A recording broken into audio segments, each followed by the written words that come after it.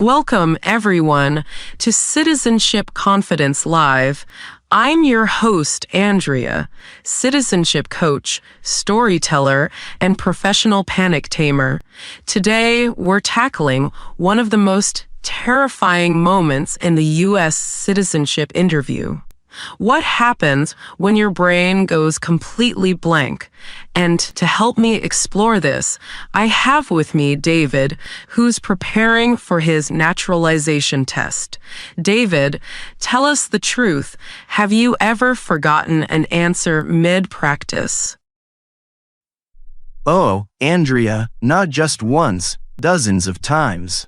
It's like my brain takes a coffee break right when I need it most.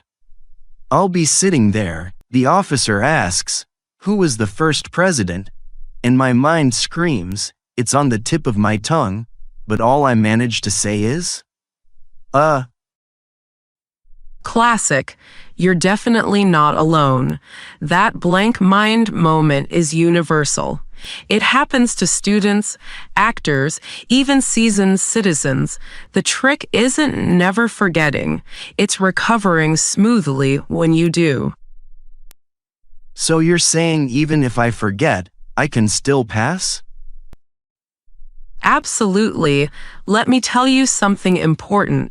The U.S. citizenship interview isn't a gotcha session. The officer isn't there to make you fail. They want to see that you understand the material and can communicate it. Forgetting one question doesn't define your whole test. That's comforting, because I thought if I freeze once, it's game over. Nope. Think of it like baseball. You get several pitches, not just one swing. You only need 6 correct answers out of 10 to pass the civics part. So even if you blank on one, breathe, reset, and hit the next one out of the park. That's a great metaphor, but what if I forget something simple, like the number of senators? I know it's 100, but sometimes it just disappears. That's where the anchor technique comes in. Attach the number to an image. Picture a U.S. flag, 50 stars for 50 states.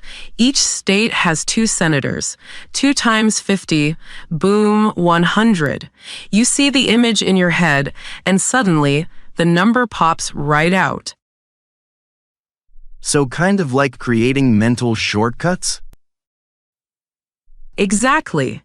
It's not just memorization, it's association.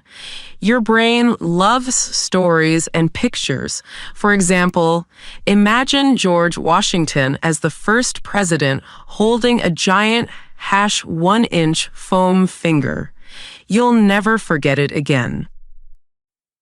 I love that. So if I forget, I can visualize instead of panicking. That's the secret. When panic hits, shift focus from, "Oh no, I forgot," to, "Let me recall the picture." And if nothing comes, politely say, "I'm sorry, could you please repeat the question?" The officer will. Sometimes, hearing it again jogs the memory. That's allowed? I thought repeating was a bad sign. Not at all. Asking once for clarification shows you're thoughtful, not clueless. Remember, communication is part of the English test, too. They want to see you interact naturally. Wow, that's such a relief. I was imagining myself sitting there frozen like a statue. Statues are for parks, not interviews. You're a person. Breathe, smile, and stay human. Officers understand nerves. They've seen it all. Trembling hands, sweaty palms, even tears. The key is to keep moving forward. So the best thing to do is not to dwell on a mistake?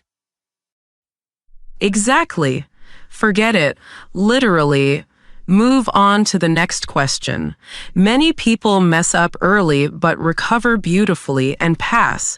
It's like forgetting one lyric in a song. You don't stop singing. You keep the tune going. That's encouraging. I feel like I've been treating the test like a performance, not a conversation. And that's the biggest shift right there. The interview is a conversation about America. Once you realize that, the pressure drops and your memory starts cooperating again.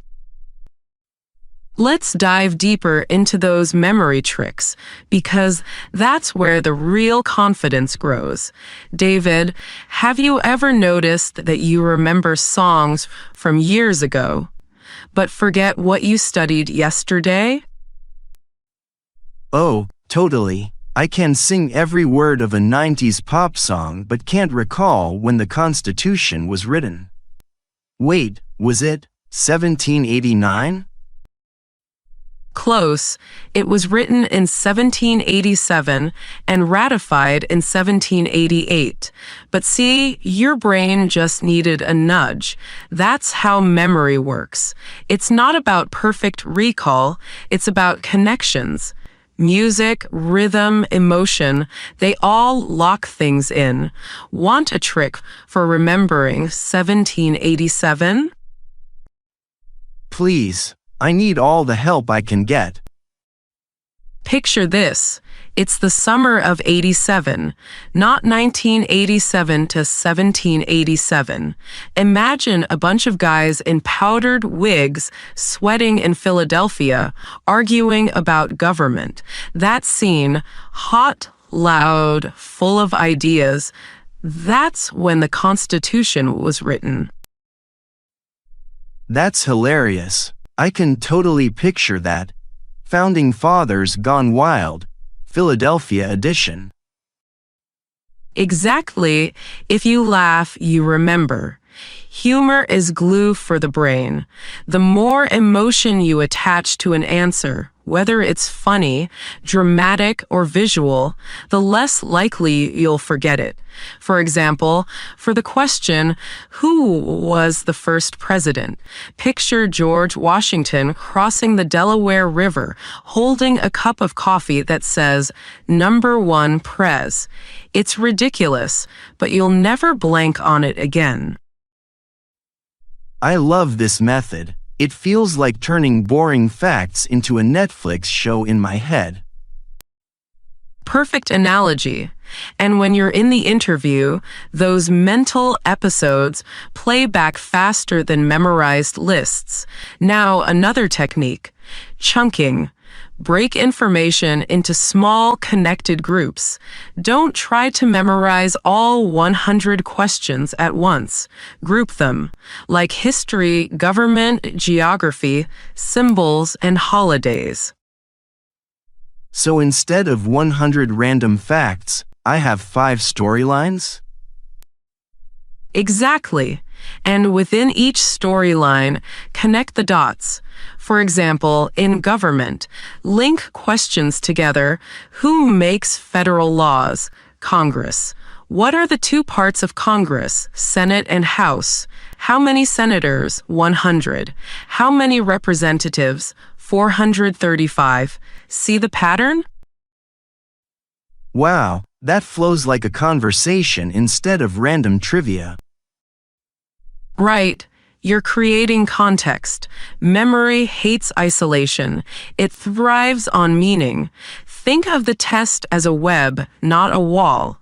Every thread connects to another. That makes so much sense. And if I forget one part, maybe the connected idea will pull it back. Exactly. That's how recall works. It's like fishing. You throw one line, and sometimes another answer comes up with it. Okay, but what if I still draw a blank? Like, truly nothing comes. Then we use the reset ritual. Take a breath, smile slightly, and shift your posture. It's like pressing the mental reset button. A few seconds of calm can bring the answer back. Never rush. Panic kills recall faster than anything. That's true. My heart races, my palms sweat, and my mind shuts down. Happens to everyone. I once had a student, Maria, who blanked on the question, "What is the supreme law of the land?" She stared at the officer for 10 seconds, then said, "Can I take a deep breath?" The officer smiled and said yes. She exhaled, pictured the words we'd practiced, the Constitution, and nailed it, passed with flying colors. That's amazing. So it's okay to be human. Always. Officers respect honesty and composure. If you forget, say, "I'm sorry, I studied that. May I have a moment?"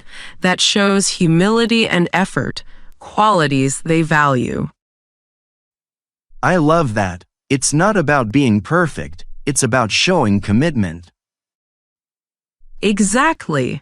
Citizenship isn't a memory contest. It's a reflection of dedication. And sometimes those little recovery moments show more character than perfect answers. You're turning my fear into motivation, Andrea.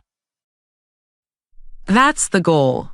Next time, we'll explore exactly what to say and do when you forget an answer in front of the officer. What words, what tone, and how to redirect with grace. But before we go, let's test one quick scenario. Ready? Hit me. You're at the interview. The officer asks, "Who signs bills to become laws?" You blank. What do you do? First, I breathe. Then I say, "I'm sorry, could you please repeat the question?" They repeat it. I picture Congress writing the bill, and, aha, the president signs it. Perfect recovery. That's exactly how pros do it. You didn't panic. You didn't freeze. You navigated it like a citizen in the making. Honestly, this makes me look forward to the test instead of fearing it. That's the spirit, David. Because the real test isn't just about remembering facts.